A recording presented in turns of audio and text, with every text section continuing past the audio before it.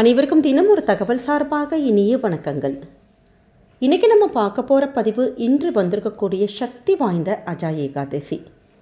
நம்மளுடைய இந்து மதத்தில் ஒவ்வொரு நாளுக்கும் அதற்குரிய தெய்வங்களை நம்ம கரெக்டாக முறையாக வழிபட்டாலே போதும், அந்த தெய்வத்துடைய அருள் நமக்கு பரிபூர்ணமாக கிடைக்கும். நம்முடைய வாழ்க்கையிலும் நல்ல நல்ல மாற்றங்கள் எல்லாமே கிடைக்குங்கிற ஐதீகம் இருக்குது. அப்படி இன்றைக்கி வந்திருக்கக்கூடிய இந்த அஜா ஏகாதசியானது நமக்கு பல ஒரு மகிமைகள், பல புண்ணியங்கள் நிச்சயம் கிடைக்குங்க.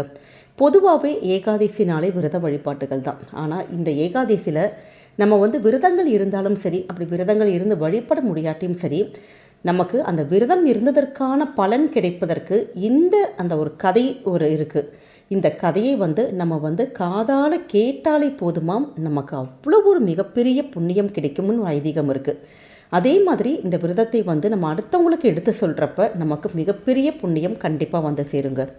இந்து மதத்தில் யாகம் அப்படிங்கிற ஒரு விஷயம், யாகம் பண்ணுறதுங்கிறது மிகப்பெரிய சிறந்த ஒரு பரிகாரம்.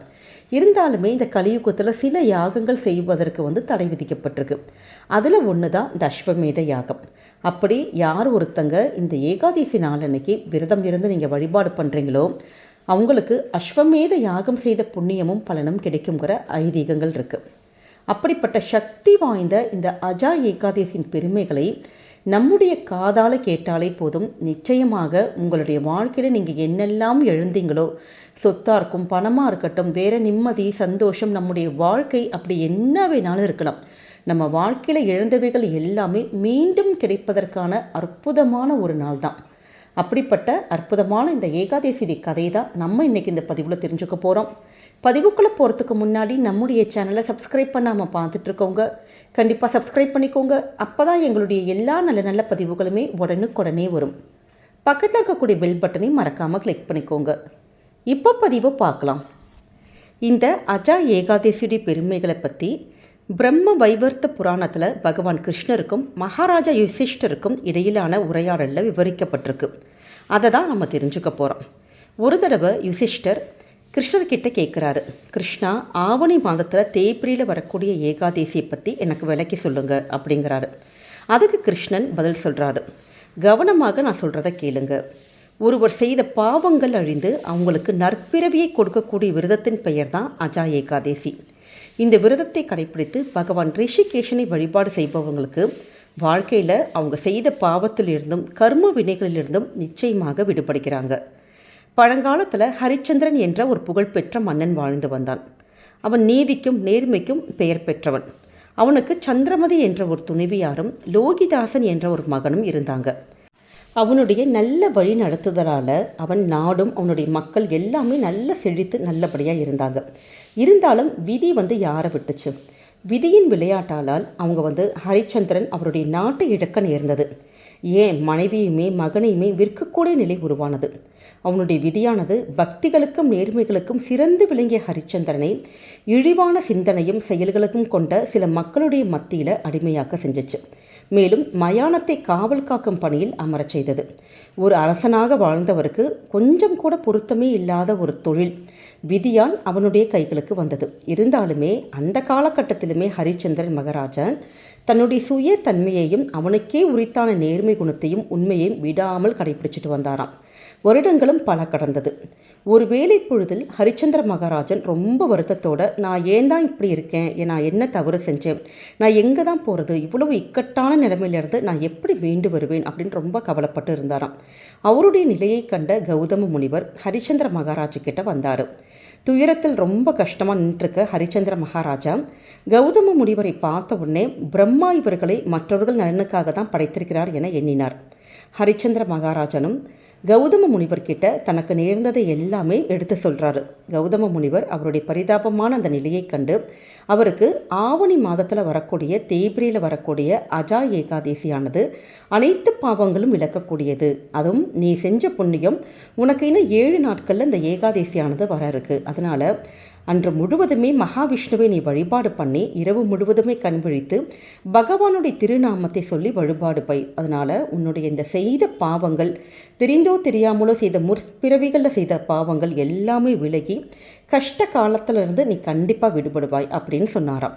மேலும் கௌதம முனிவர் ஹரிச்சந்திர மகாராஜா கிட்ட சொல்கிறாரு, நான் இங்கே உன்னை பார்க்க வந்தது கூட, நீ என்னை பார்த்தது, இது எல்லாமே நீ கடந்த காலத்தில் செய்த புண்ணியம்தான்.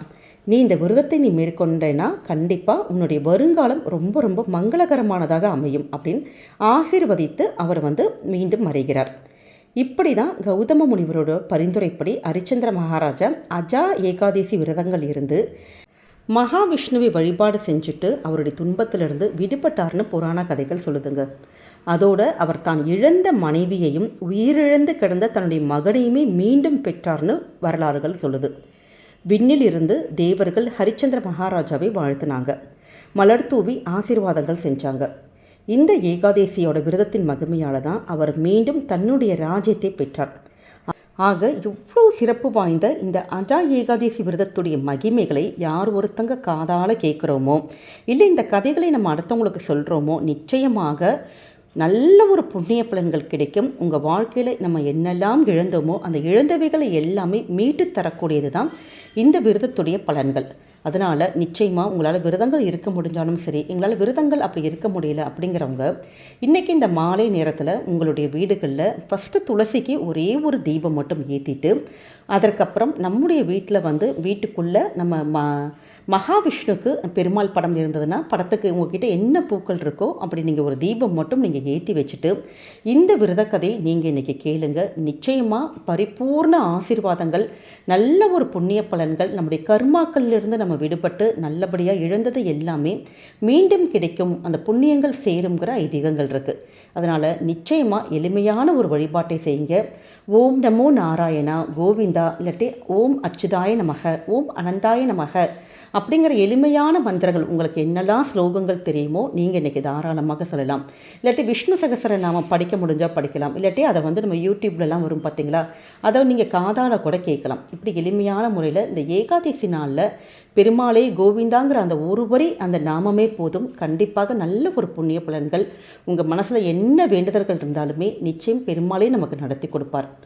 இந்த ஒரு பதிவை நீங்கள் மட்டும் இந்த கதையை கேட்டது இல்லாமல் உங்களுக்கு தெரிந்த ஃப்ரெண்ட்ஸ், ஃபேமிலி மெம்பர்ஸ் எல்லாருக்குமே ஷேர் பண்ணுங்கள். ஏன்னா இந்த கதையை இன்றைக்கி யாரெல்லாம் கேட்குறாங்களோ, நம்ம யாருக்கெல்லாம் அடுத்தவங்களுக்கு எடுத்து சொல்கிறோமோ அந்த புண்ணியங்களும் பலன்களும் எல்லாமே நமக்கு நிச்சயம் கிடைக்கும். அதனால் எளிமையான ஒரு விஷயம் கண்டிப்பாக உங்கள் எல்லாருக்குமே தெரிஞ்சவங்க எல்லாத்துக்குமே ஷேர் பண்ணுங்கள்.